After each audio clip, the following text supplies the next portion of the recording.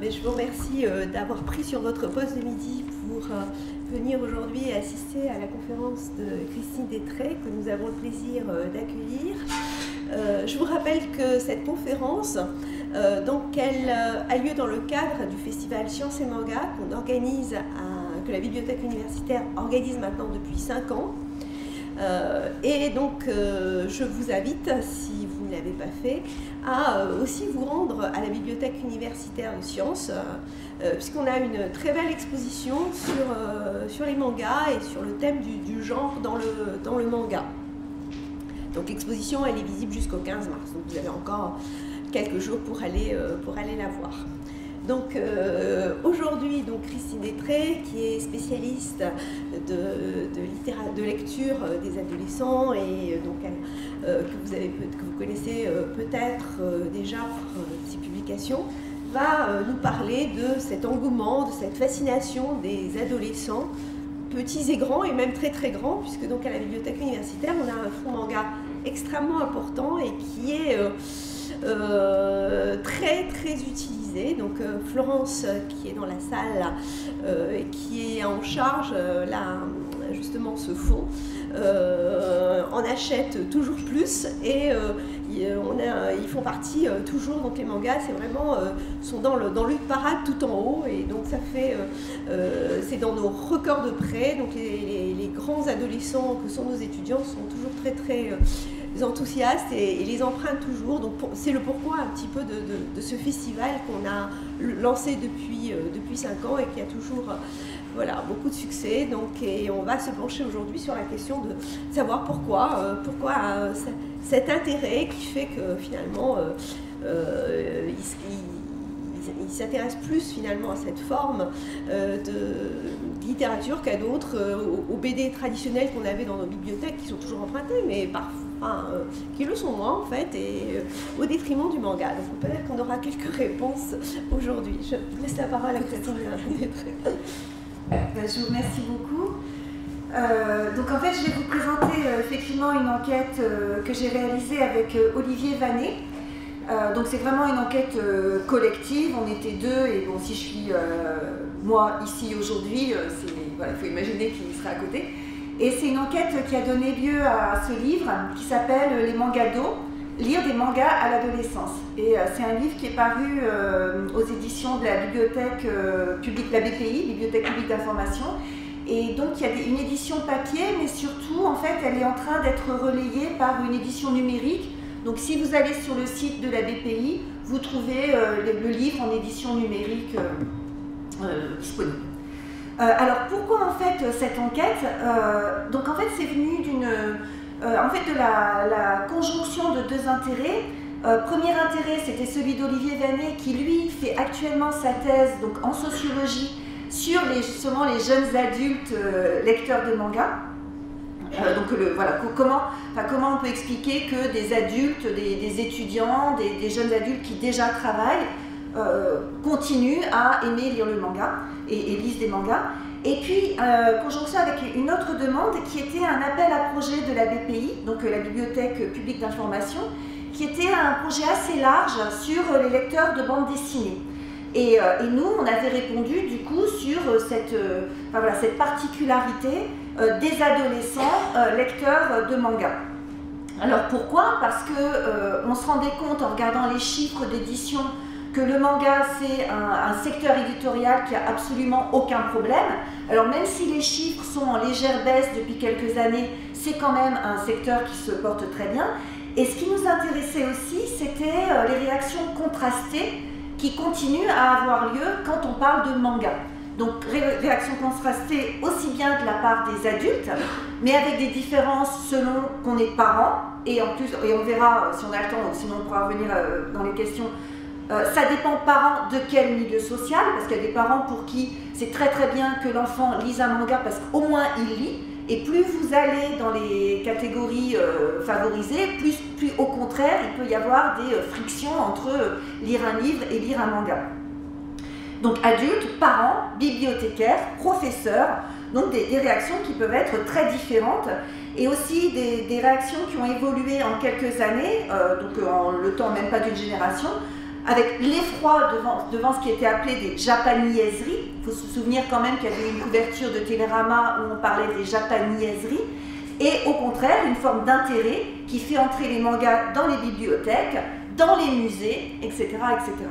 Donc il y avait quand même d'un point de vue de sociologue, moi je travaille aussi en sociologie de la culture, un point de vue, un intérêt plus général qui était une interrogation devant ce qu'on appelle les arts moyens. Alors les arts moyens, c'est pas les arts, c'est pas les pratiques des catégories moyennes, c'est les pratiques qui sont en voie de légitimation. Et la question qu'on se posait, c'était est-ce qu'il ne se passe pas aujourd'hui sur les mangas ce qui s'est passé il y a quelques années sur la bande dessinée? Et d'ailleurs, c'est intéressant de voir qu'on a des discours qui vont délégitimer le manga au profit de la bande dessinée franco-belge, en oubliant qu'il y a 20 ans ou 30 ans, on disait « Ah, ben ces enfants, ils lisent pas de romans parce qu'ils lisent la BD ». Et donc, vous voyez, il y a des systèmes comme ça de dominos où on délégitime un genre par rapport à un genre qui est légitime, et on oublie que ce genre légitime était illégitime il n'y a pas si longtemps que ça. Et le même mouvement qui s'est repéré donc avec la bande dessinée franco-belge, les romans policiers, de la même façon, les romans policiers, pour que ça entre à l'école, dans les programmes scolaires, ça n'a pas été évident du tout. La science-fiction, les jeux vidéo, etc. etc. Alors en fait, ce sujet aussi, il permet, cette enquête sur les mangas, parce que moi au début, j'étais absolument pas lectrice de mangas. Je le suis d'ailleurs toujours pas, mais par manque de temps, parce que maintenant j'ai vraiment j'ai envie d'en lire. Mais c'était pas un intérêt qui venait sur le manga en tant que tel. Enfin, vous voyez, c'est ça que je voulais. Et moi, ce qui m'intéressait aussi, c'est que ça permettait, il me semblait, cet objet manga, d'appréhender de façon empirique, par une enquête, par un terrain, la place en fait des adolescents dans un paysage culturel qui est en mutation complète. Donc ça, vous le voyez par exemple si vous vous référez aux enquêtes faites par Olivier Donat, et notamment la dernière enquête sur les pratiques culturelles des Français, où il dit que la grande mutation, c'est même pas une évolution technologique, c'est même pas un changement de matériel. Il dit évolution, et avec un R entre parenthèses, donc ça fait révolution numérique. Il dit le numérique, c'est quelque chose qui change complètement la façon de pratiquer des pratiques culturelles, et même la façon de réfléchir dessus.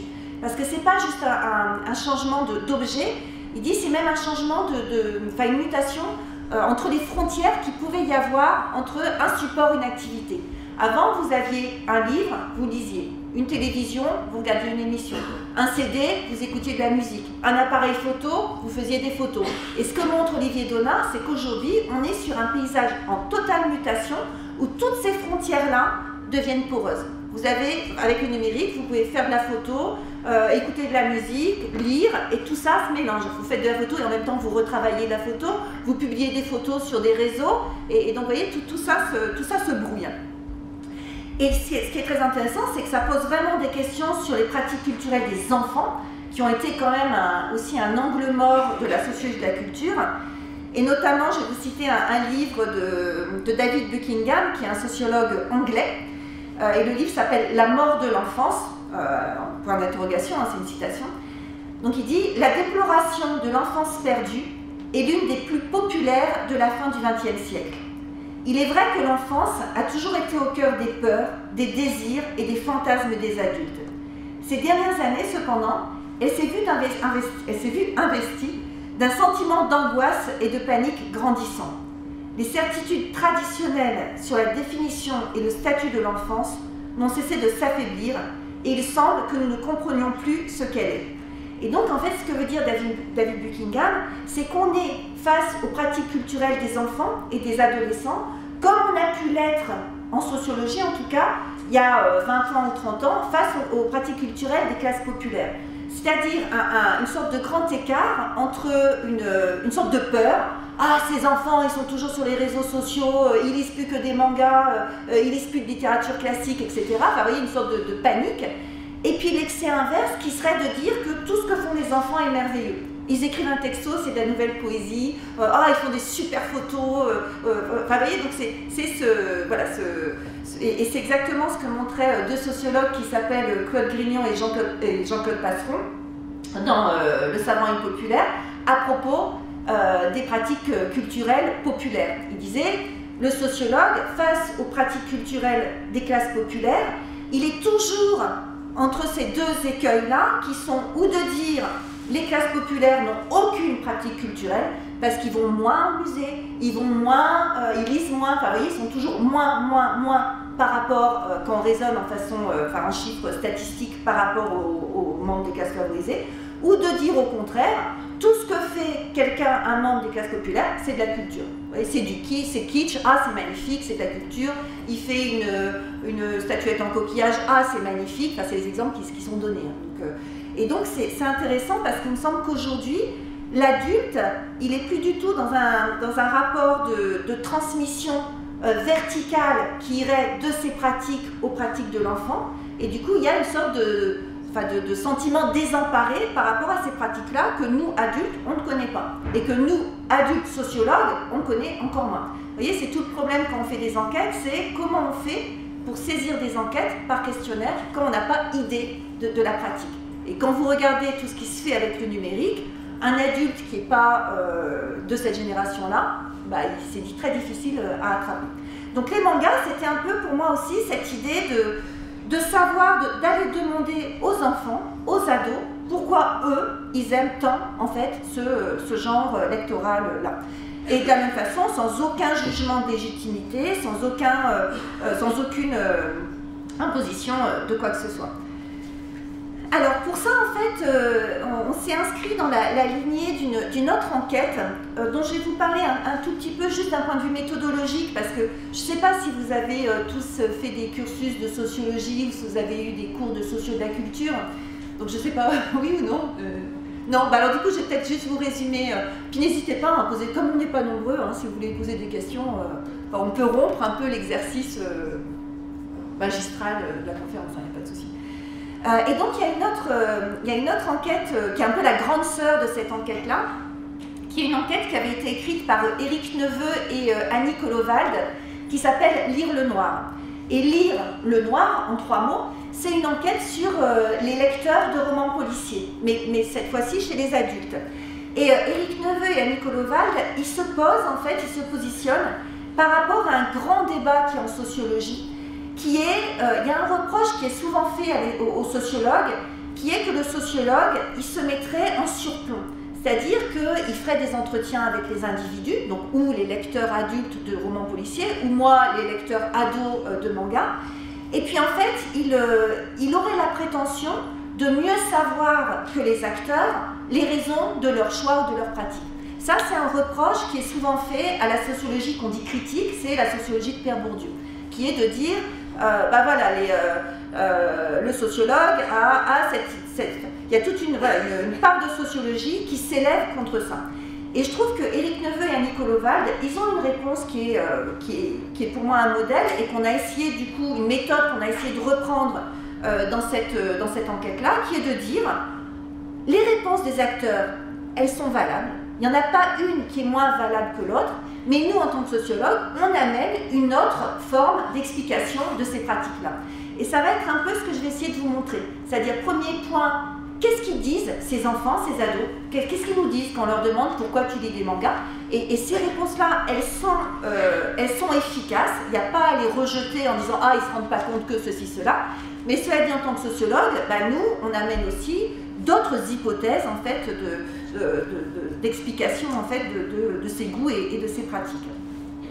Alors je vais commencer en fait par le premier ordre de raison, qui est donc les raisons que nous donnent ces adolescents quand on leur demande pourquoi ils lisent des mangas. Alors déjà, hein, vous voyez, c'est une enquête par entretien, je ne l'ai pas précisé, donc des entretiens auprès d'adolescents qui étaient des collégiens et des lycéens, donc ça va de la 6e à la terminale. Et aussi, donc forcément, comme la condition c'était d'avoir lu au moins un manga, on n'a rien dans l'enquête sur ceux qui ne lisent pas de manga. Alors on l'a parfois en creux quand on a par exemple des adolescents qui nous parlent de leurs copains et l'incompréhension des copains. Et on voit que finalement, une des hypothèses qu'on avait qui était que c'est peut-être difficile à un moment de lire des mangas parce que les parents sont opposés. En fait, elle n'est pas bonne cette hypothèse-là. En fait, les enfants, quand ils disent « mes parents, ils n'aiment pas les mangas », pour eux, c'est tout à fait normal. Et ça fait même partie du jeu des générations, et c'est très bien pour eux d'avoir une pratique que les parents n'ont pas. Enfin, souvent ils disent, ouais, ma mère elle a essayé, mais bon, elle ne sait pas lire à l'envers, quoi. Donc ne serait-ce que le truc technique, donc c'était bon, voilà, c'est pas un truc de son âge. Il y a presque quelque chose qui est au contraire un avantage dans la lecture de manga. En revanche, là où c'est difficile pour eux, c'est quand les copains disent qu'il ne faut pas lire des mangas. Et ça arrive quand vous êtes notamment un adolescent de milieu favorisé, et quand vous grandissez, quand vous êtes au lycée, là il peut y avoir le choc avec des copains qui disent oh, bah, pourquoi tu lis des mangas, c'est pas des vrais livres. Et c'est là où c'est difficile. C'est pas du tout par rapport aux adultes, hein, parce que les adultes finalement ça rentre bien dans le jeu des générations qu'il y ait une sorte d'incompréhension. Alors très rapidement, parce que c'est surtout le deuxième ordre de raison qui me semble important, puis justement si on veut parler un peu des jeux de genre à l'intérieur de genre masculin-féminin à l'intérieur du genre des mangas. Qu'est-ce qui nous donne comme ensemble de raisons? C'est un ensemble de raisons extrêmement pragmatique. Enfin, la première série de raisons. C'est-à-dire qu'on se rend compte que le manga, matériellement, ça a une place idéale dans l'univers culturel des adolescents. Alors pourquoi? À la fois par la maniabilité. Ils disent, voilà, c'est moins gros qu'une BD. Enfin, c'est vraiment des raisons très concrètes et pratiques. Ils disent c'est moins gros qu'une BD franco-belge, c'est moins grand, ça s'emmène, je le mets dans le sac, je le mets dans la poche et voilà, je peux l'emmener un peu où je veux. Donc caractéristiques concrètes, et puis aussi ce qui est intéressant, l'insertion de ces lectures dans les emplois du temps, donc ça je vais m'arrêter un peu dessus, et puis aussi dans ce qu'on a appelé la constellation médiatique, c'est-à-dire tout l'ensemble des pratiques liées à Internet, à la musique, aux pratiques amateurs, etc. Alors déjà, le premier point de l'encastrement de la lecture de manga dans les emplois du temps, c'est qu'ils nous disent que ça permet une lecture qui est fragmentée et qui est fragmentable. Alors par exemple, c'est des ados qui disent que c'est bien parce qu'ils peuvent le lire le temps d'un trajet en bus, ou le temps d'une récréation, ou le temps d'un cours où on s'ennuie. Alors par exemple, là, vous avez Hugo qui a 15 ans, il dit bah, je lis plutôt le soir quand je ne sais pas trop quoi faire, je prends One Piece. Fatou, elle dit pendant les vacances, quand je voyage dans le train, je lis. Quand j'ai un tout petit moment, j'essaie de lire aussi. Cécile, qui a 17 ans, les mangas, je les lis en cours. Alors heureusement que l'entretien est anonyme, c'est elle qui dit ça. C'est tellement rapide que je les lis en 20 minutes. En écho, au lieu de dormir en cours, je lis des mangas. Ou bien quand j'ai plus cours et que je ne veux pas rentrer chez moi, quand j'ai une après-midi libre, je vais à la Pardieu, à la Fnac, à Bellecour, n'importe où, je m'installe, si j'ai rien d'autre à faire et que j'ai pas envie de rentrer chez moi. Donc vous voyez, une lecture qui va s'inscrire comme ça dans des interstices. Voilà, ils disent et puis le truc du trajet en bus, ils disent même que c'est un peu embêtant parce qu'il y en a un, il dit qu'il achète, il s'appelle, donc c'est Ossine, il achète, il descend en ville, à Lyon, il achète le manga, et le temps en fait de rentrer chez lui en bus, bah, le manga est fini. Donc alors, heureusement, vous allez voir que ça permet, qu'un des goûts sur le manga, c'est la relecture. Relire et relire, parce que sinon, voilà, ils disent en 20 minutes c'est fini.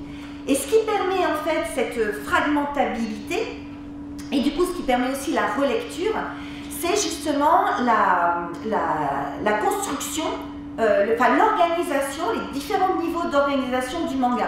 C'est-à-dire qu'ils vont nous dire que certains vont lire une case, ou bien ils vont lire une page, ou bien ils vont lire un arc narratif. Donc je ne sais pas si vous voyez comment c'est fait les mangas, mais vous pouvez... C'est un peu comme les séries télé en fait.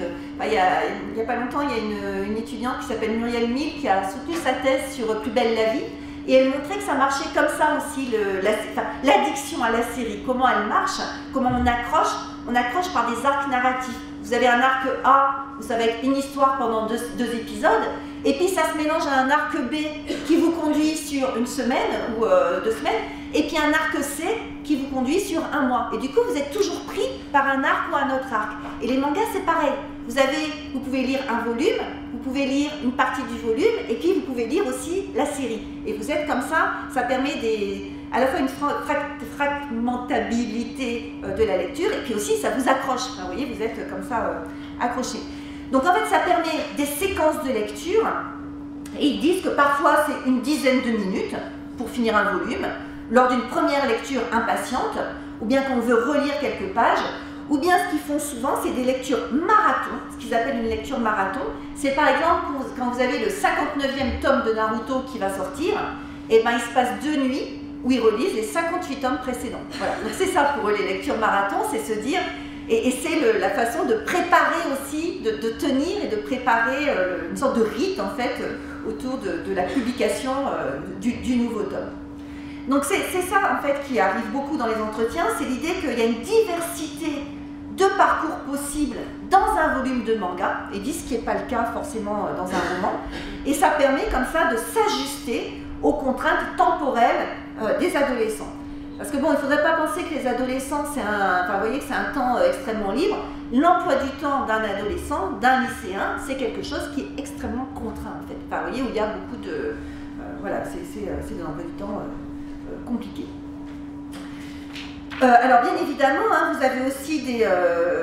pour certains, mais on va voir que ça va changer avec ceux qui vont continuer, c'est la facilité de lecture. Alors par exemple, Kevin, il est en 4e, il est très peu, il ne possède que quelques livres chez lui. Il dit qu'il est très réticent, que c'est très difficile pour lui de lire en entier les livres recommandés pour le cours de français. Et en revanche, il a découvert les mangas par une bibliothécaire. Et il dit que grâce à la découverte du manga, lui, il voit l'évolution technique. C'est-à-dire, il dit, maintenant, j'aime toujours pas lire. Bon, j'aime pas lire les romans, mais au moins, je suis capable, physiquement, de lire un livre pour le cours de français jusqu'au bout. Vous voyez, alors qu'avant, il disait qu'il n'avait pas même la compétence technique d'arriver à tenir, à lire tout un livre. Alors, donc ça, c'est le premier ordre de raison. Mais il ne faudrait pas penser que justement cet attachement à la lecture de manga, ça serait uniquement parce que c'est une lecture qui va dans des interstices et que ça serait juste un pis-aller à l'ennui ou bien à l'inactivité. Et parce qu'on pourrait se dire, bon voilà, lire dans le car, vous allez voir, c'est pas du tout un rapport aussi détaché qu'il pourrait y sembler de premier abord. Alors par exemple, quelque chose qui est assez intéressant, je l'ai déjà dit tout à l'heure, c'est la place, l'importance de la relecture. Or ça, c'est assez étonnant, parce que la relecture, c'est une pratique, quand vous lisez les classiques de la sociologie de la lecture, c'est une pratique qui passe pour une pratique hyper légitime. Vous voyez, relire un livre, c'est quelque chose qui, quand vous lisez les enquêtes, est de l'ordre des forts lecteurs. Or là, on voit qu'on se retrouve avec une pratique qui est la relecture, mais qui est souvent chez des faibles lecteurs, c'est-à-dire des enfants ou des adolescents qui ne vont pas lire beaucoup de romans, et sur un genre qui, a priori, n'est pas au top de la légitimité classique. Alors c'est intéressant parce que, donc moi je suis sociologue, hein, donc mes références sont sociologiques, mais j'avais lu un livre de Serge Tisseron, donc qui lui a une approche psychanalytique, donc c'est un livre sur la bande dessinée, et il y avait un élément qui était quand même assez intéressant, donc que je vous livre comme ça sans aucune prise de jugement, parce que c'est pas du tout mes domaines disciplinaires, mais il rapproche, parce qu'il trouve, donc il parle de la bande dessinée, il ne parle pas des mangas, mais je pense qu'il n'y a pas de spécificité là-dessus sur le manga, et il s'interroge de la même façon sur ce goût qu'ont les ados, les enfants, à lire et relire, et re-relire, et re-relire toujours la même BD.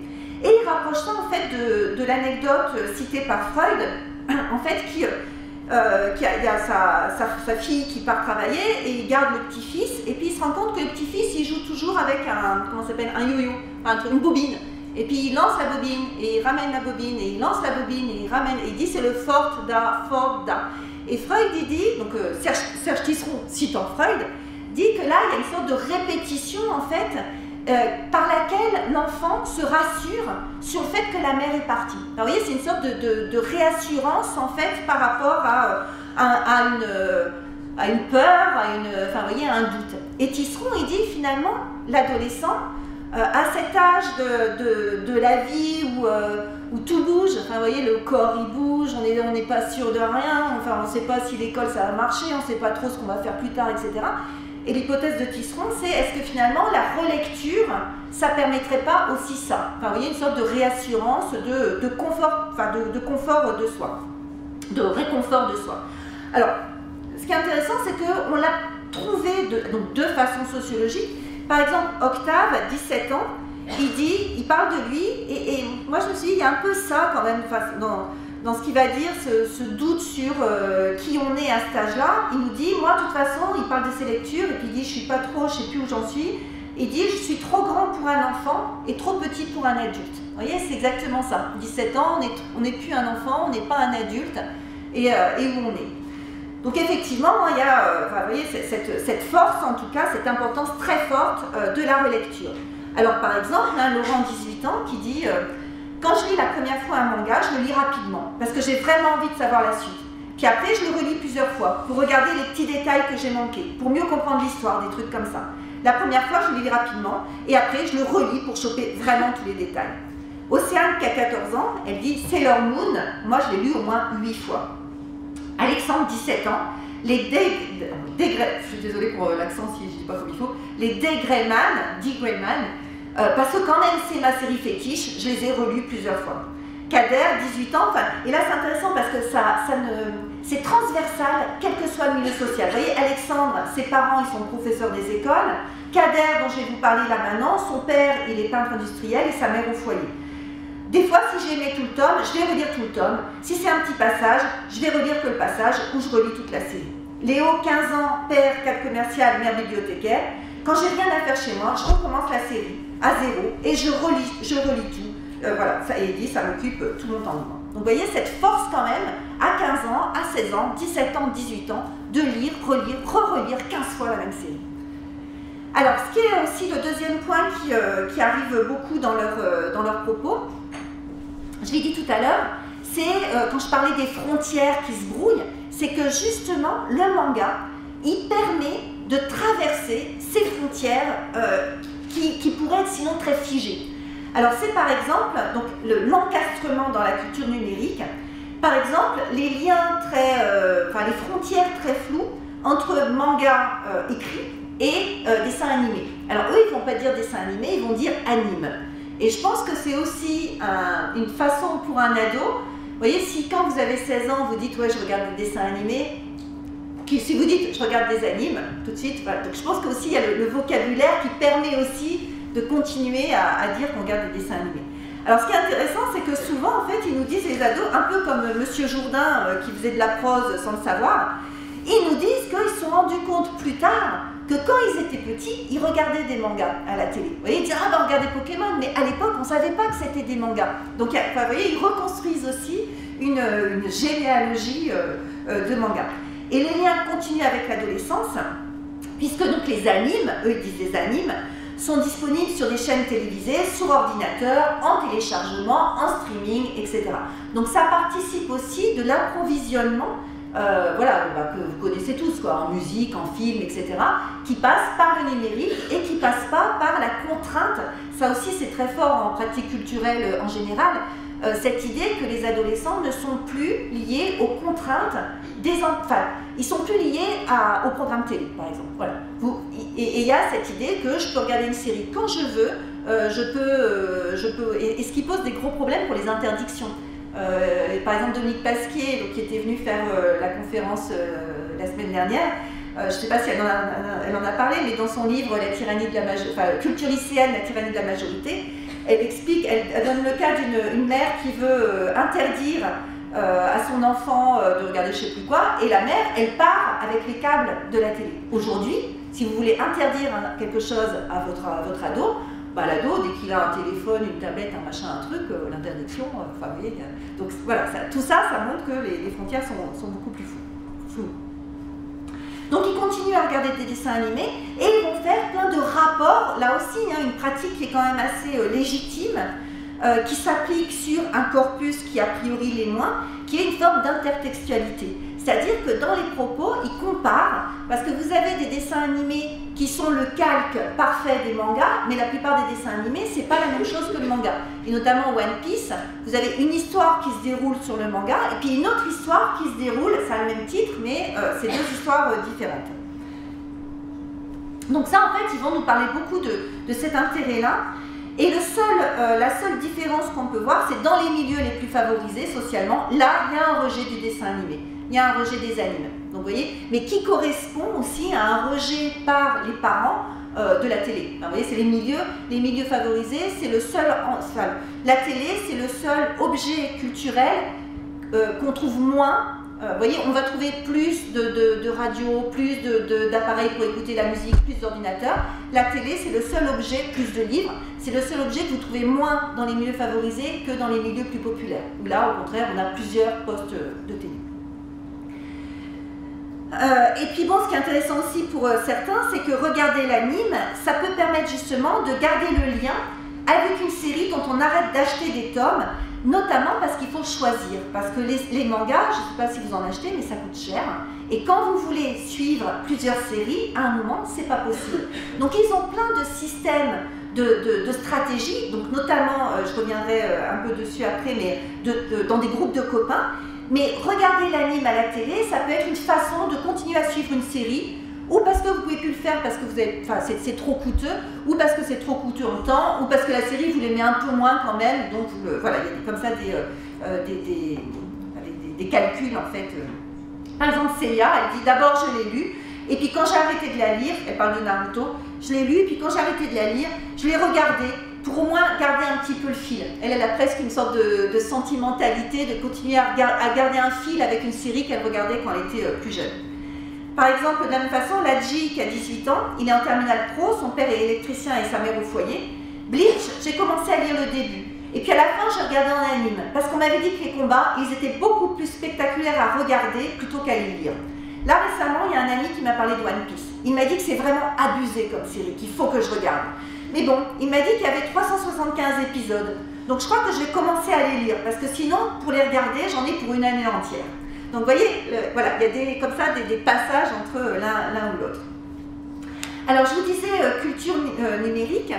Ce que vous avez aussi très fort, c'est le lien avec la musique, et notamment avec deux genres musicaux qui sont la J-pop et la J-rock, donc des groupes de rock japonais, qui font des génériques et qui deviennent parfois, donc en tout cas au Japon, mais vous avez aussi des concerts en France, dans les conventions ou les salons, qui peuvent devenir de véritables stars en fait de ces adolescents, et surtout adolescentes. Autre élément qui est très fort aussi, c'est qu'en fait, ça permet, c'est pour vous montrer que c'est pas qu'une lecture. Enfin, vous voyez, il y a la lecture, mais que si elle a son impact comme ça, c'est parce voilà, il y a plein de liens qui se font. Et notamment qui se font avec toute une série de pratiques amateurs sur le numérique, qui est l'écriture, la tenue de forum, aller sur des blogs, traduire, donc c'est ce qu'on appelle les fansubs, Scantrad, etc., etc. Donc toute ce qui se fait aussi sur les séries télé, en fait il y a beaucoup de parallèles entre ce qui se passe pour les mangas chez les ados et ce qui se passe autour des séries télé. Notamment, il y a un livre qui a été écrit par Hervé Glevarec qui s'appelle Sériphilie. Alors, c'est sur les adultes, mais en le lisant, j'ai retrouvé vraiment des choses parallèles entre ces adultes qui aiment les séries télé et ces ados qui aiment les mangas. Et notamment cette idée de je peux m'investir, je peux traduire. Vous voyez, la série avant qu'elle arrive en France, ou Game of Thrones avant que ça arrive en France, voilà, qui c'est qui va les traduire, toutes les communautés qui vont se créer autour de ça. Et là, c'est la même chose. Alors par exemple, là, dans le système d'écriture, vous avez une forme d'écriture qui est très forte, très développée chez les filles, alors qui aussi, là encore, n'est pas spécifique des mangas, qui se fait aussi sur les séries télé, qui est la fanfiction. Donc la fanfiction, c'est d'inventer une histoire en reprenant des personnages qui existent. Voilà, vous prenez Naruto, vous prenez un autre de Naruto, et vous inventez une histoire autour de ça.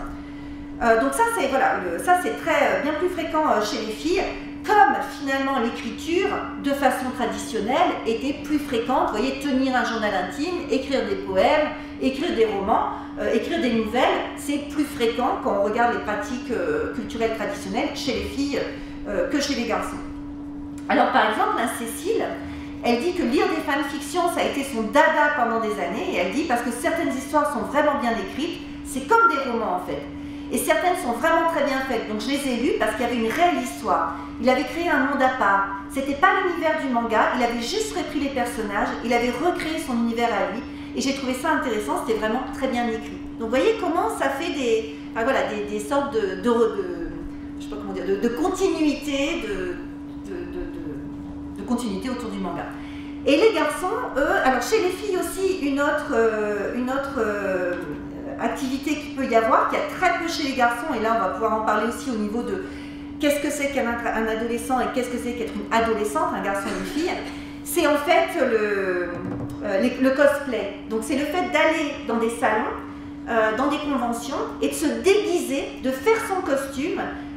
Vous pouvez acheter le costume, mais il vaut mieux se le faire parce que ça montre un investissement quand même. Et puis de se costumer comme son héros ou son héroïne. Et vous avez par exemple 2 copines qui disent qu'elles écrivent des sketchs et qu'elles font dans les conventions, elles rejouent comme ça, elles rejouent à partir de leur costume de personnages préférés. Ça, c'est très peu fait par les garçons, qui au contraire vont faire, eux, ce qu'ils appellent du RPG, qui est une sorte de jeu de rôle virtuel. Et là, je pense qu'au-delà de la spécificité, il y a quand même quelque chose qui est très fort, qui est, à l'adolescence, la difficulté pour les garçons de mettre en jeu leur corps.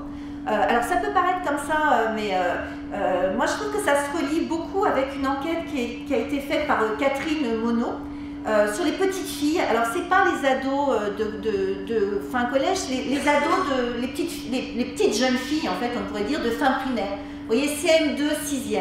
Et elle montre comment ces filles-là, qui n'ont absolument pas accès à la cour de récré, parce que la cour de récré, elle est investie par les garçons qui font du foot, elles vont passer leur temps sur les bancs et à imiter les danses de leurs chanteuses. Vous voyez, Britney Spears, Laurie, etc. Et comment le livre s'appelle Petites filles d'aujourd'hui, toutes ces pratiques, ça leur permet, finalement, elles y gagnent quelque chose qui est une mise en jeu de leur corps. Vous voyez, c'est le fameux drame des petites filles, des petites jeunes filles de 5e, 4e qui font des booms et il n'y a aucun garçon qui danse. Moi, il me semble que c'est la même chose. Et notamment, les garçons, quand on a fait des entretiens, quand ils parlaient du cosplay, il n'y avait pas un rejet, c'était pas un rejet de l'activité. C'était, ils disaient, moi, j'oserais jamais. Voilà. J'oserais jamais m'habiller et m'exposer à aller faire un sketch de théâtre. Et en revanche, au contraire, vous avez par exemple Ludivine, qui passe des heures à coudre son costume et qui dit que sa mère ne peut rien dire parce que c'est de la couture. Donc comme c'est de la couture, et en revanche, elle fait du coup des costumes hyper échancrés, hyper courts, mais elle dit, ah bah, ma mère, elle dit rien, c'est de la couture, elle peut rien dire.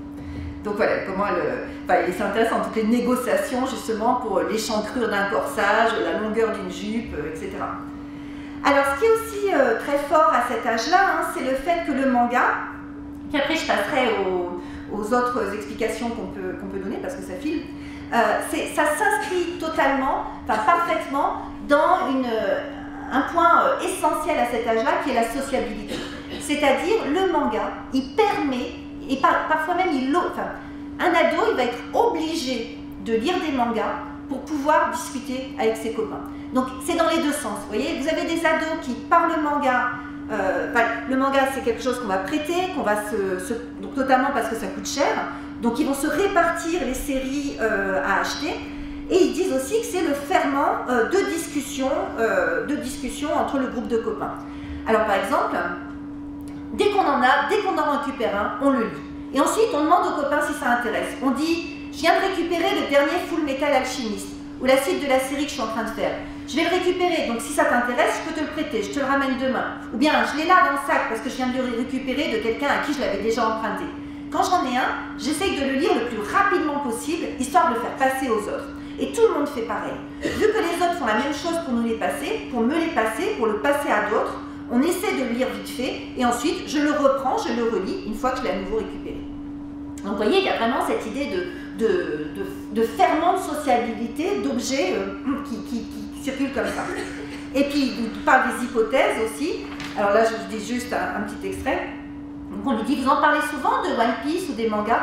Ouais, tous les matins en arrivant, et le midi. Là, c'est One Piece. Alors tout le monde a fini à part moi, qui suis encore au 46. Tous les autres, ils sont déjà arrivés au 48.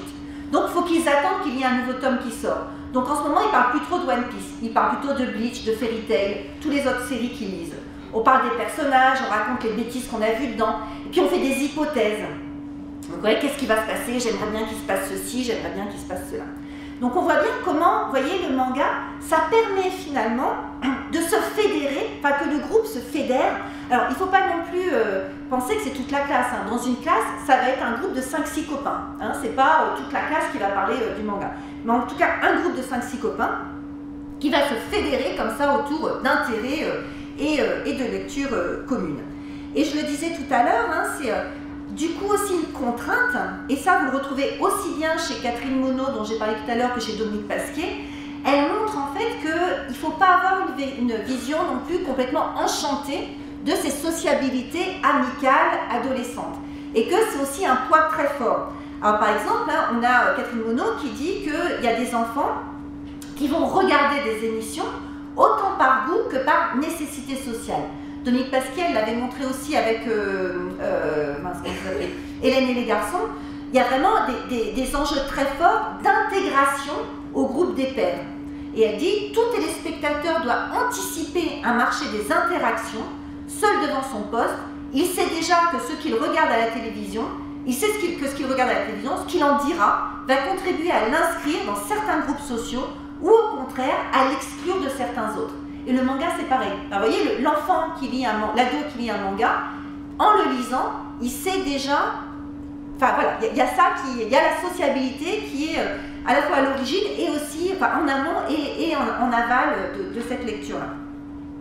Et effectivement, bon là je ne vais pas vous lire l'extrait, mais on a des cas d'enfants, enfin d'ados, un ado de 5e notamment, qui n'aimait absolument pas les mangas et qui dit qu'il a dû se mettre à les lire parce que sinon il ne pouvait plus parler à ses copains, qui eux étaient complètement, c'était un groupe de 5 copains qui étaient complètement fans, donc il s'est mis à lire des mangas parce que sinon il n'y avait pas de copains.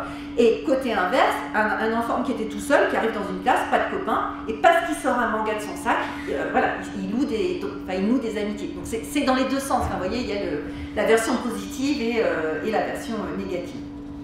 Par exemple, et cette fille, comment t'es venue à lui parler de manga? En fait, c'était la seule fille de ma classe. Elle dessinait des mangas, alors je lui ai fait « T'aimes les mangas ?» Elle a répondu « Oh oui !» Et on a commencé à parler de mangas. Et dans la classe, ils nous appellent tous les deux fous parce que j'adore les mangas et elle aussi. Vous voyez, il y a vraiment des liens forts en fait qui peuvent se tisser autour de ça. Alors, je voudrais juste terminer pour laisser la place à des questions. Alors, quand je dis terminer, en fait, il reste encore plein, mais au moins lancer les idées pour, avec le deuxième ordre de raisons. Alors là, déjà, on voit que ce n'est pas que des raisons qui sont pragmatiques. Vous voyez, la sociabilité, c'est quelque chose qui est extrêmement important à l'adolescence. Enfin, quand on avait fait le livre, on avait fait un livre sur les pratiques culturelles des enfants, enfin, pour le ministère de la Culture, qui s'appelait L'enfance des loisirs. On avait dit qu'en fait, l'adolescence, c'est le temps des copains. Il y a plein d'activités. Les ados, ils disent oui, je fais du skate. Le skate, ils s'en foutent. C'est juste que ça leur permet de se retrouver avec les copains. Enfin, vous voyez, ce qui est à la base, ce qui est derrière la pratique, c'est la sociabilité. Donc on voit déjà que c'est très fort pour ça. Mais on voit aussi que quand on leur pose des questions, alors ils ne vont pas nous le dire. C'est là où vous avez le deuxième niveau de l'explication sociologique dont je parlais tout à l'heure, qui est, il y a les explications que eux vous donnent. Vous voyez, moi je lis parce que ça me fait rire, parce que je rigole, parce que... Et puis il y a celle après qu'on peut renouer, retracer en faisant des hypothèses. Notamment, il y a l'hypothèse, alors qu'on trouve aussi dans d'autres travaux de sociologie de la lecture ou d'anthropologie de la lecture, qui est que les mangas, à cet âge-là, ça offre aussi des ressources incroyables pour les ados. Alors des ressources de construction de soi et de réparation de soi. Alors ça, vous le trouvez par exemple dans des livres magnifiques qui sont écrits par une anthropologue de la lecture qui s'appelle Michel Petit. Et elle a fait un livre, donc deux livres, enfin plusieurs livres, mais un qui s'appelle Éloge de la lecture et un autre qui s'appelle Lire contre l'adversité. Et donc elle travaille sur des ados, enfin des enfants en situation beaucoup plus difficile, c'est des ados par exemple dans des bidonvilles, des ados, vous voyez, en Amérique du Sud ou en Amérique latine, où les parents, voilà, il y a eu des enfants qui n'ont plus de parents, quoi, qui grandissent tout seuls parce que les parents ont disparu, etc. Et donc elle a travaillé avec des associations qui essayent justement de réparer en fait ces enfants-là, notamment par la lecture. Et elle montre, et qu'elle se fonde aussi sur des témoignages, par exemple, de Primo Levi, vous voyez, des gens voilà, qui ont été déportés, qui se sont retrouvés dans des camps, et puis qui ont survécu, enfin, vous voyez, qui ont résisté par la lecture. Par le fait, enfin, vous voyez, Alvax par le fait de se réciter un poème, le fait de réciter à l'autre un poème, le fait de trouver des choses à lire, et donc elle part de cette idée-là. Alors nous, bien sûr, ces enfants, ils ne sont pas dans des situations extrêmes comme ça. Mais ils nous disent quand même des choses, alors qui, vu de notre, enfin surtout du mien, âge, peuvent paraître anecdotiques, mais quand vous avez 10 ans, c'est absolument pas anecdotique. Par exemple, le fait d'être dans une cour de récré et puis que personne ne vous parle.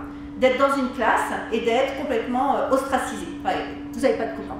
Et donc ça arrivait assez souvent, notamment un enfant donc, qui a 12-13 ans et qui dit, moi ce qui m'a sauvé, alors il n'emploie pas sauvé, mais il dit ce qui m'a aidé, c'est Naruto. Parce que Naruto, pareil, il est tout seul, personne ne croit en lui, il veut devenir Hokage, là, je sais plus quoi, ninja, et puis personne pense qu'il va y arriver. Et il dit, et moi, pareil, moi on m'avait fait redoubler et personne pensait que j'allais y arriver. Et donc vous voyez, il se met comme ça en rapport, enfin il s'identifie.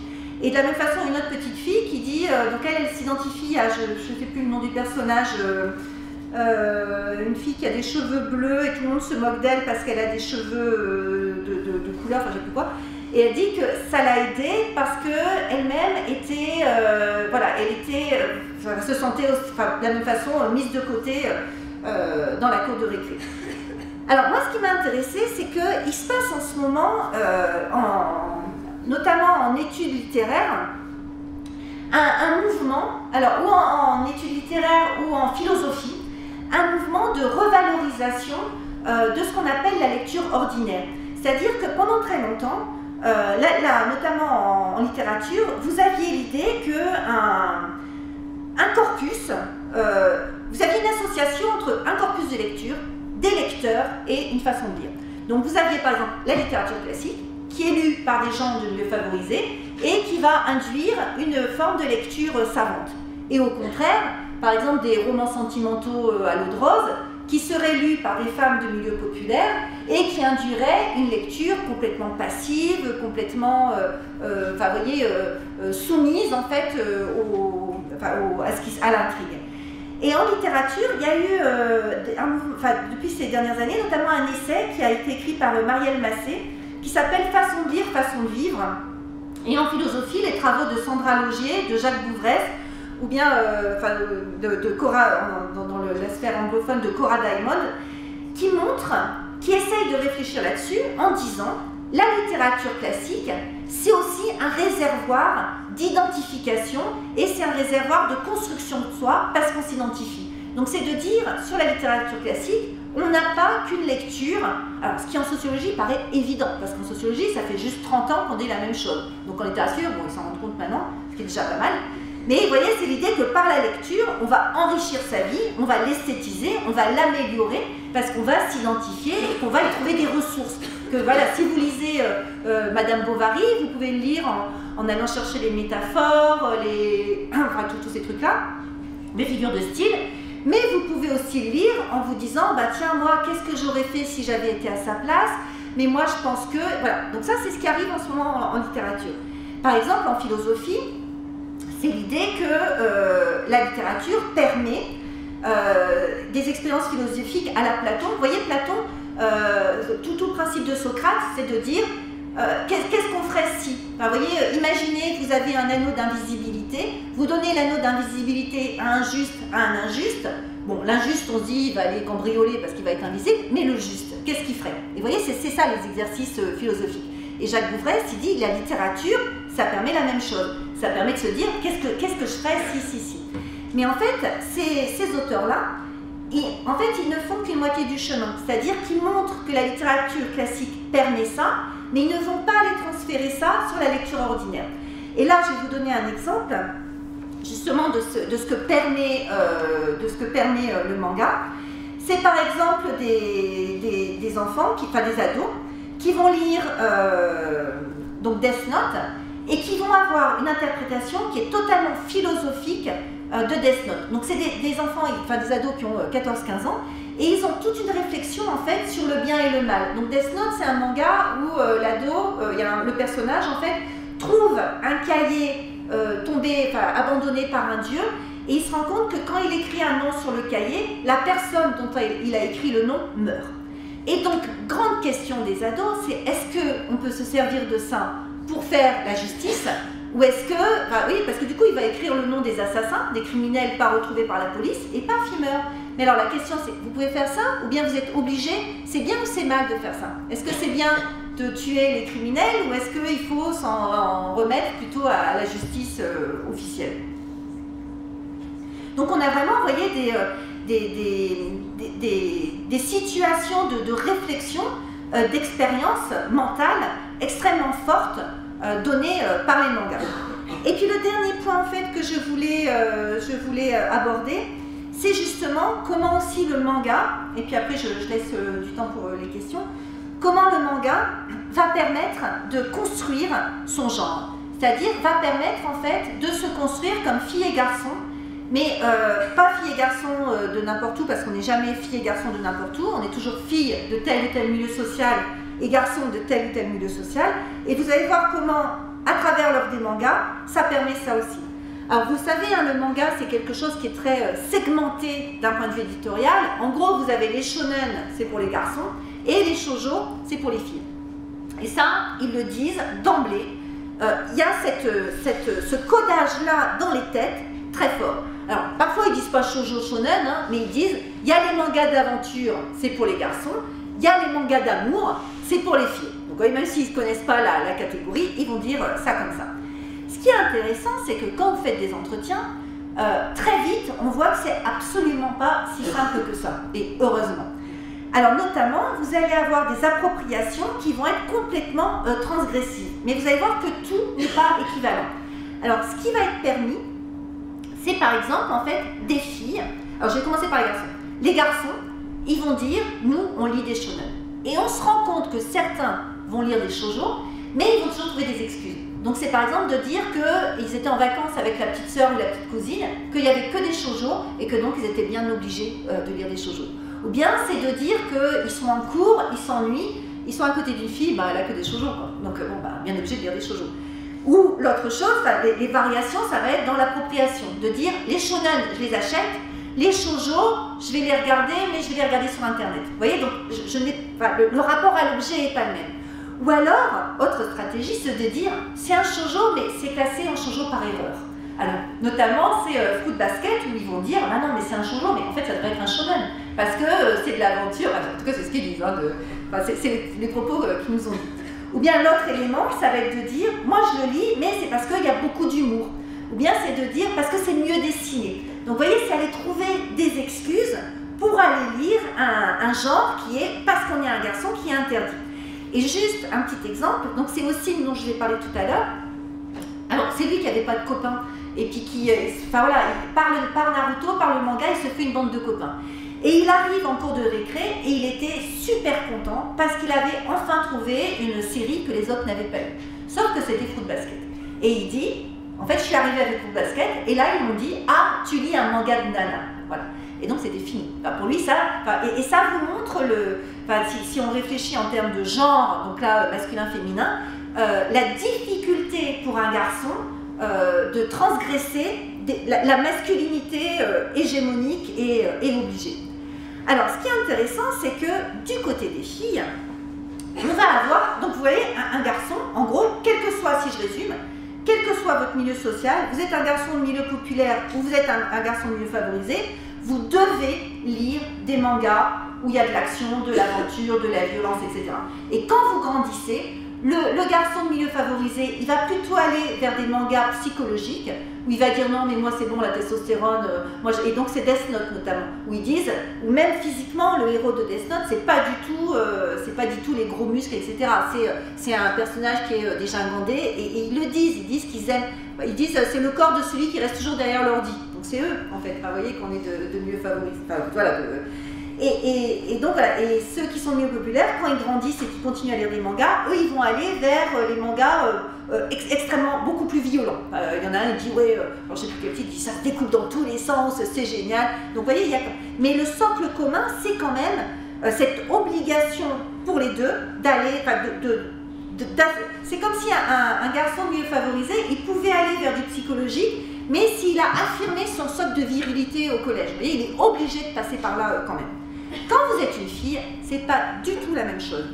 Alors, quand vous êtes une fille de milieu populaire, vous lisez des shoujo, il n'y a aucun problème à ça. Hein, donc elles disent, elles donnent plein de titres, et puis elles disent, ah bah moi voilà, Nana, ce que j'aime, c'est me dire, ah, est-ce qu'il aime pas, etc.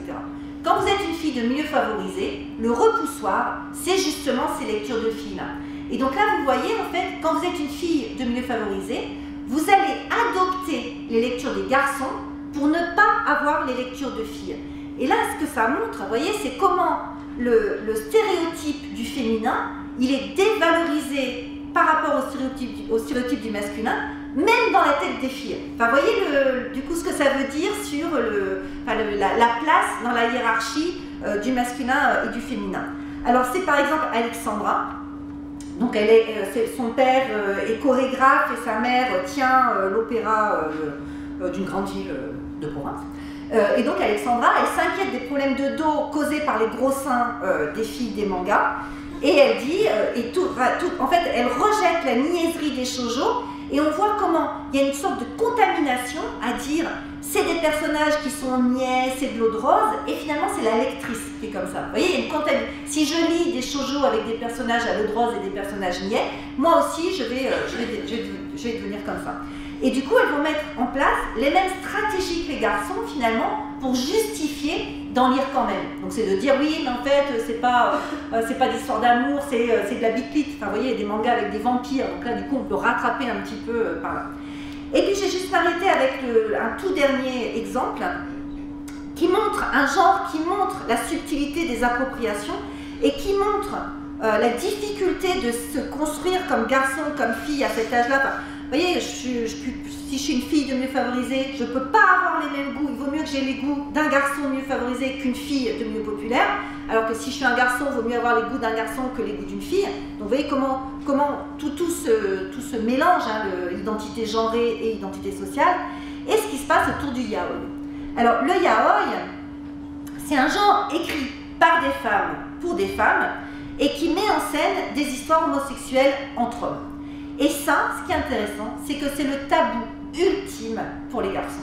C'est-à-dire que dans les enquêtés, alors bon, notre enquête n'est pas exhaustive, hein, mais on a quand même interrogé une soixantaine d'ados, on n'a vu aucun garçon, alors non pas qui en lit, mais qui en fait dit qu'il en lit. C'est-à-dire autant les shoujo, même s'ils disent oui, j'en lis pas, après, bon, ils se rattrapent en disant ouais, j'en lis parce que... Hein, les yaoi, on a eu un rejet massif. Alors par exemple, hein, je vais vous dire Pierre.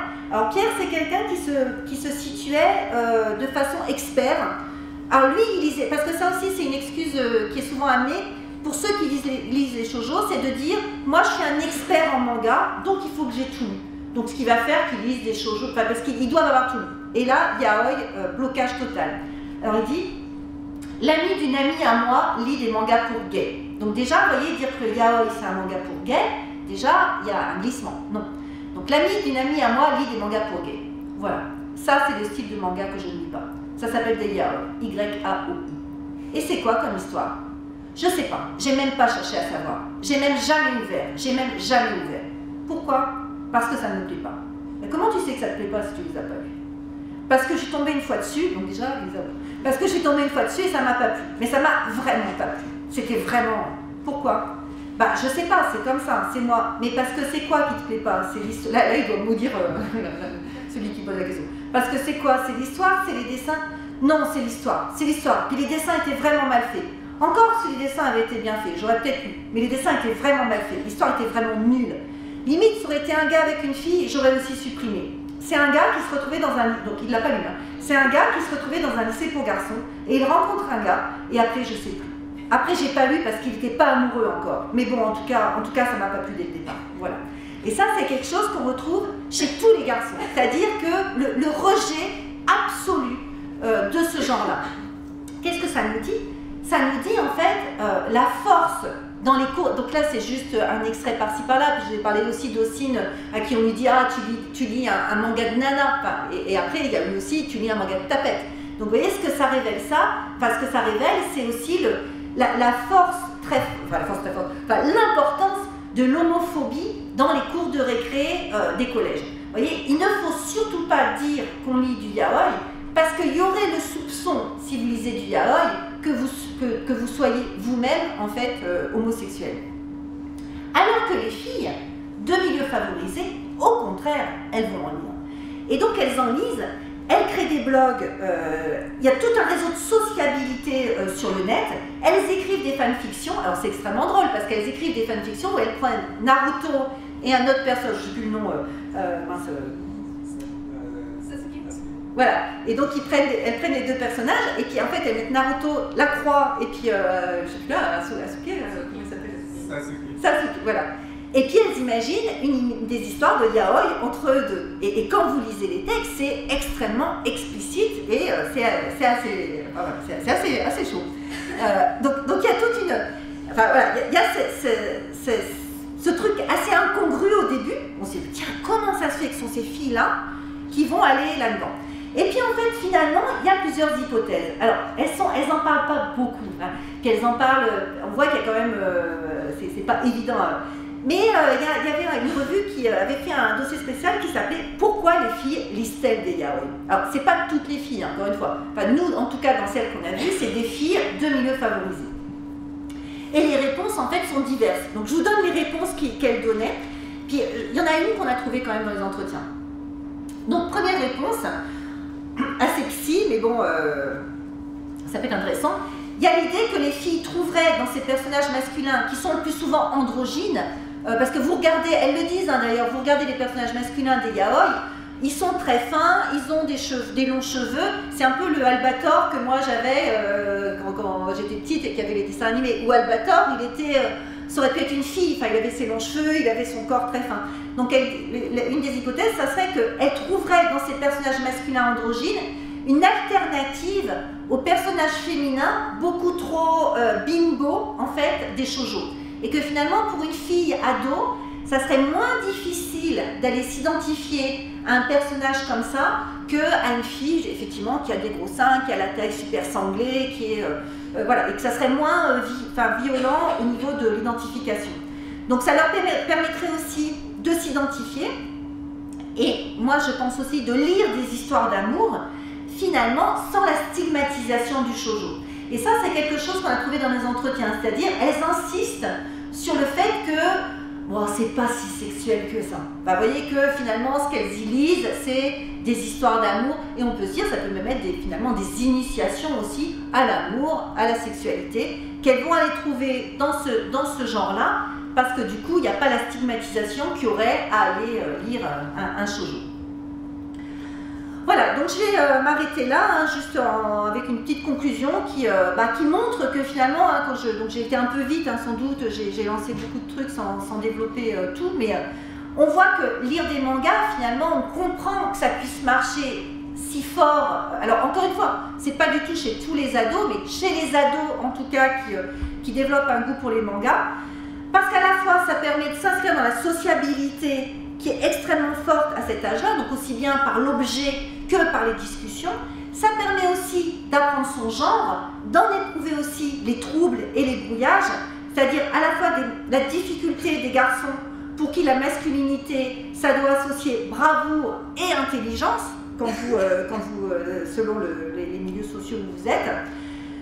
Pour les filles, de la romance, mais ça ne doit pas trop dégouliner d'eau de rose non plus, parce que sinon c'est mal vu. Et ça montre aussi comment le genre, donc le genre masculin-féminin, il ne faut jamais, enfin c'est pas possible de le penser en dehors des capitaux culturels et sociaux. Et ça c'est quelque chose qui est très fort en ce moment dans les débats qu'il peut y avoir sur le genre, dire garçon-fille, ça ne veut rien dire si vous ne remettez pas dans garçon de tel âge, enfin de tel ou tel âge, de tel ou tel milieu social, etc., de telle et telle origine, etc. Donc on le voit, hein, finalement, les mangas, ça permet de rire, ça permet de pleurer, ça j'ai pas développé, mais ça permet de rire et de pleurer, ça permet de se construire, de se réparer, et puis d'expérimenter en fait des choses qu'on ne vit pas dans la vie. Alors, le plus souvent, ils vont décrocher en fin de collège. Alors, pourquoi ils vont décrocher? Parce que justement, il va y avoir la stigmatisation par d'autres copains, notamment quand vous êtes de milieux favorisés. Vous voyez, comme je disais tout à l'heure, ils vont se retrouver confrontés à la stigmatisation. notamment parce que le manga il se retrouve trop associé à l'enfance et parce que il va être et du coup, voilà, il va y avoir d'autres stratégies, mais ça sera dans la thèse d'Olivier Vanet, de distinction où on va lire tel manga mais pas tel autre, où on va dire que nous on lit des mangas mais qui sont pas commerciaux, qu'on ne va pas aux fanfictions, et on se retrouve à nouveau avec des logiques de genre où vous allez avoir le bon fan, c'est l'expert, celui qui lit, celui qui revoit l'histoire du manga, etc. Et la mauvaise fan c'est qui? C'est la fille. Et la fille, c'est celle qui va mettre des posters, c'est celle qui va avoir des figurines, c'est celle qui va écouter la J-pop et la J-rock, c'est celle qui va aller dans les conventions, etc. etc. Donc voilà.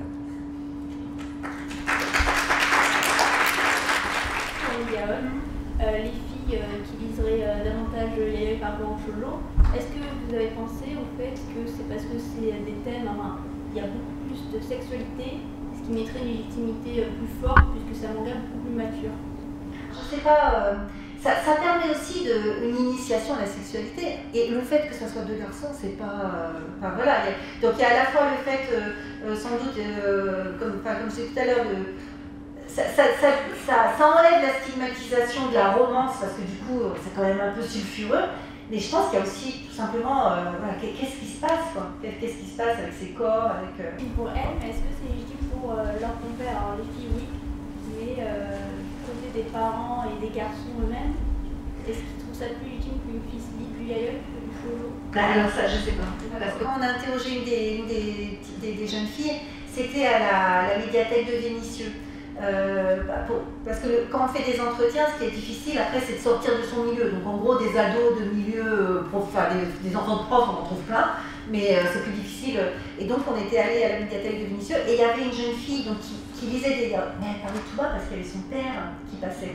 Et elle disait, et à un moment, dans l'entretien, elle dit « Oh, si mon père savait que je lis ça, voilà, c'est pas possible, quoi. C'est pas possible. » Mais par rapport aux garçons, il n'y a aucun garçon qui nous... en fait, ça aurait été intéressant. On aurait dû poser la question. Du coup, ça donne vraiment une super idée de question, mais on a des garçons... Les garçons, ils ont tous rejeté le yaoi pour eux. Et ils disaient... Vous voyez, quand on dit « j'ai l'ami d'une amie qui lit des yaoi », bon, c'est un peu... j'ai ma copine qui voudrait savoir qui. Bon, moi, je me dis « l'ami d'une amie, c'est peut-être lui. Hein, mais, en plus, il dit « l'ami, IE ». Mais c'est vrai qu'on aurait dû leur demander « est-ce que pour vous, c'est mieux de... » Mais il y a un tel rejet du genre, pour eux c'est dégoûtant, quoi. Quand vous avez construit votre enquête, comment est-ce que vous avez déterminé ce que c'était qu'un ado, en fait? Quelle tranche d'âge vous avez choisi? Le cœur de l'enquête, on s'était dit qu'on prenait à partir de 5e, on comprenait 5e et jusque... que le gros, ça serait 4e, 3e, seconde, première, voilà. Et puis, donc, le gros des enquêtés, c'est 4e à première. Et puis, finalement, on a élargi, c'est-à-dire qu'on a quand même des enfants qui sont en 6e et on en a qui sont en terminale aussi. Et le gros, c'était, on se disait, fin collège, début lycée. Sur des aspects plus méthodologiques, j'aurais voulu savoir, vous avez fait une enquête qui a porté sur des entretiens. Oui. Est-ce que vous avez fait un questionnaire? Est-ce que vous avez, je dirais, un questionnaire qui a été livré aux adolescents ou uniquement des entretiens? Voilà, c'est une enquête. Voilà, ça peut intéresser l'enquête qui a prédonné ce livre-là, donc les mangados, lire des mangas à l'adolescence. Et en fait, c'était une enquête qualitative. Alors, c'est pas nous qui l'avons choisi comme telle, c'est que c'était une réponse à un appel à projet de la BPI qui demandait. Alors, il lançait 2 enquêtes en même temps, qui étaient une enquête quantitative. Si vous allez sur le site de la BPI, vous trouvez les premiers résultats de l'enquête quantitative sur la lecture de bande dessinée. Où là effectivement, questionnaire, âge, etc. Et il y avait ce deuxième appel qui était un appel à une enquête qualitative sur la lecture de bande dessinée au sens large. Et nous, dans le cadre de cet appel très large, on a proposé un projet qui était explorer les raisons du goût des adolescents pour la lecture de manga. Et donc on a fait une 60aine d'entretiens. Donc comme je disais tout à l'heure, en gros, alors pourquoi aussi c'est de la 4e à la première, c'est parce que encore une fois, quand tout est contraint par le temps qu'on a, les moyens qu'on a, donc si vous ouvrez trop l'éventail, en gros, si on veut comparer garçon-fille, il faut qu'on ait un nombre conséquent de garçons et de filles. Si on veut aussi comparer selon les milieux sociaux, il faut qu'on ait un nombre. Donc on ne peut pas ouvrir l'ensemble des critères. Voilà, si vous prenez du CP à la fin de l'université et qu'à l'intérieur il vous faut en plus moitié garçon, moitié fille et un tiers milieu favorisé, un tiers milieu moyen. Bon, voilà. Donc on a vraiment concentré sur le noyau des grands collégiens, petits lycéens. Et la 60aine d'entretien, en fait, c'est parce que, donc au niveau méthodologique, on se rend vite compte en fait qu'on travaille par entretien. À un moment, on a ce qu'on appelle l'effet de saturation. C'est-à-dire que vous faites, vous voyez quand je disais tout à l'heure, bon, l'IAOI, ça arrivait à un moment, là aussi, ah ben voilà, il faut continuer. Et puis à un moment, vous vous rendez compte que les entretiens que vous faites, ça amène rien de nouveau en fait. Ça va donner un joli exemple, une autre formulation, mais vous n'avez plus de, il n'y a plus de nouvelles idées qui arrivent. Donc là, en gros, c'est que c'est bon quoi. C'est que, mais cela dit, une étude qualitative, il ne faut jamais interpréter ça de façon exhaustive. Il faudrait qu'à chaque fois, dans toutes les phrases que j'ai dites, bon c'est de l'oral, mais il faudrait à chaque fois dire les adolescents que j'ai interrogés. Voilà, c'est pas les adolescents français, c'est dans l'échantillon des adolescents que, mais bon, ça serait un peu lourd, forcément. Mais il faut avoir ça toujours en tête. J'achète les mangas dans la bibliothèque de sciences et j'ai un petit peu le problème, enfin le problème inverse, la situation inverse, c'est-à-dire qu'en gros, ma fille aînée, c'est moi qui lui ai fait lire ses mangas, mais regarder d'ailleurs. Et du coup, j'avais quand même ce problème quand on parlait des parents et de la façon dont ils apprendaient les mangas et de la façon dont les adolescents devaient plus ou moins se positionner contre leurs parents en lisant des mangas. Moi, ma fille, c'était le contraire. Et du coup, j'ai parfois effectivement un malaise par rapport à ça parce que je me retrouve en fait à un petit peu empiéter sur cette partie-là qui, j'ai l'impression qu'il devrait lui appartenir qu'à elle. Je me dis peut-être que aussi, du fait des générations qui passent et qu'on est tous plus ou moins maintenant parents en ayant grandi avec les mangas, que effectivement, là où il devrait y avoir pratiquement opposition, en gros, quand effectivement ma fille arrivait à la fin de Fairy Tail et qu'elle essayait d'avoir des hypothèses, bah, la personne qu'elle avait en face qui pouvait comprendre ce dont elle parlait, c'était sa mère. C'est un peu gênant, quand même. Et de la même façon, je me suis retrouvée une ou deux fois chez des amis avec un gamin qui se met à regarder sur la tablette un anime et on commence à discuter et je me rends compte qu'en fait, je discute avec un adolescent et que quelque part, les adultes étaient... Dis bon, tu reviens un petit peu dans notre camp parce que là, tu es en train de dévier quelque part. Et effectivement, je me dis qu'on est quand même plus ou moins de plus en plus nombreux de ma génération à avoir ce côté-là. Est-ce que peut-être, du coup, ça signerait le glas quelque part du manga, puisqu'on va y avoir des vieux qui vont lire, il va y avoir des vieux qui vont regarder. Ils trouvent toujours, et je me dis que quelque part, peut-être le yaoi, c'est ça. C'est effectivement, en même temps, bon.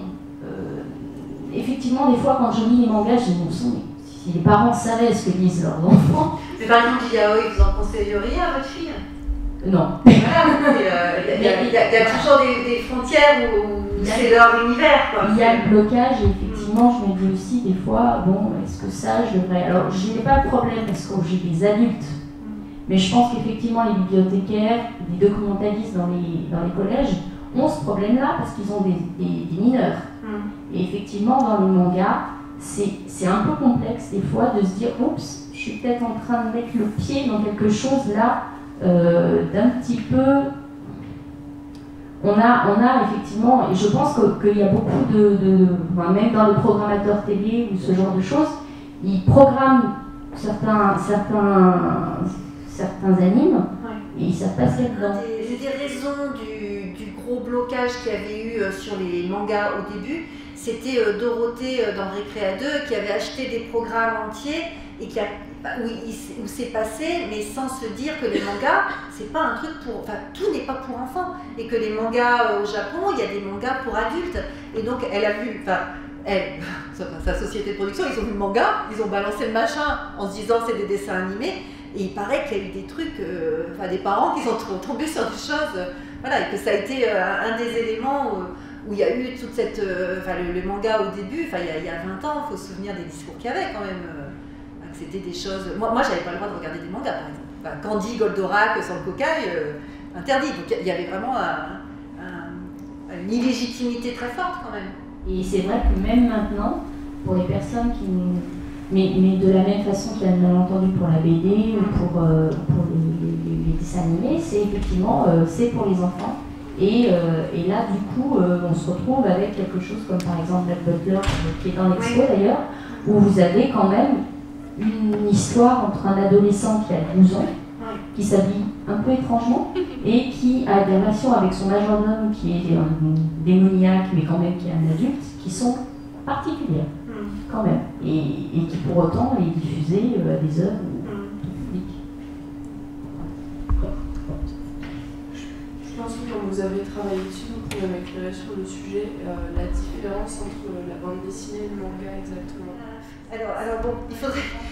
Là pour le coup, encore une fois c'est Olivier, je ne me défausse pas comme ça, c'est Olivier qui avait fait, dans la première partie, il fait une...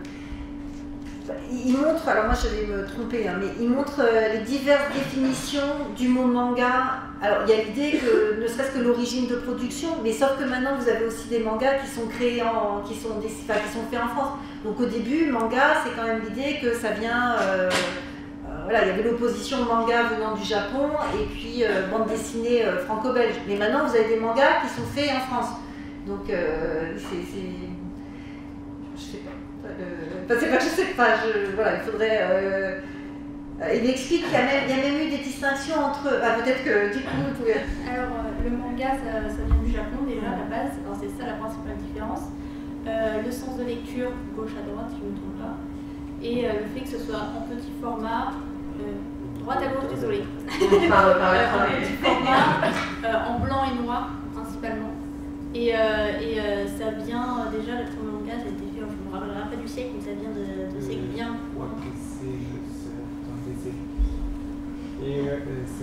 Et entre le 13e et le... Ouais, c'est très... Ça a des origines en fait bien plus profondes qu'on pense. Et en fait, oui, oui, c'est déjà ça, c'est le style, le matériel qui est différent. Et l'histoire en elle-même est quand même assez différente. C'est une histoire qui évolue dans le temps, qui... je sais pas quoi expliquer. Mais oui, la base, c'est vraiment que ce soit fait au Japon. Maintenant, c'est vrai qu'en France, il y a quelques éditions qui font... il y a des mangakas français, en fait. Et ils reprennent les codes du manga japonais. Puis on en a en couleur maintenant aussi. Il y a un paragraphe dans cette partie historique qu'a faite Olivier dans le livre, où le titre c'est 1000 ans de manga ou 60 ans de manga. Et ça, c'est deux titres de livres qui refont l'histoire du manga, mais ce qui est intéressant, c'est de montrer comment, quand on veut légitimer un genre, on lui crée une histoire aussi. Et donc, vous avez un livre qui s'appelle 60 ans de manga et un qui s'appelle 1000 ans de manga, où du coup, ça vous remet même l'origine du manga aux planches, aux dessins traditionnels japonais, de comment il s'appelait, Usukai. Oui, voilà. Et donc, ne serait-ce que... bon, il y a à la fois des réponses techniques, dire ça vient du Japon, le format, etc. Mais le processus même de construction de l'histoire du mot manga, il n'est pas neutre non plus. Alors, vous voyez, selon... Voilà. Et d'ailleurs, c'est intéressant parce que une des stratégies des parents de milieux favorisés, on avait un ado, en fait, qui était vraiment en but avec le fait que ses parents, pour le coup, lui disaient que le manga, c'est pas de la lecture, quoi.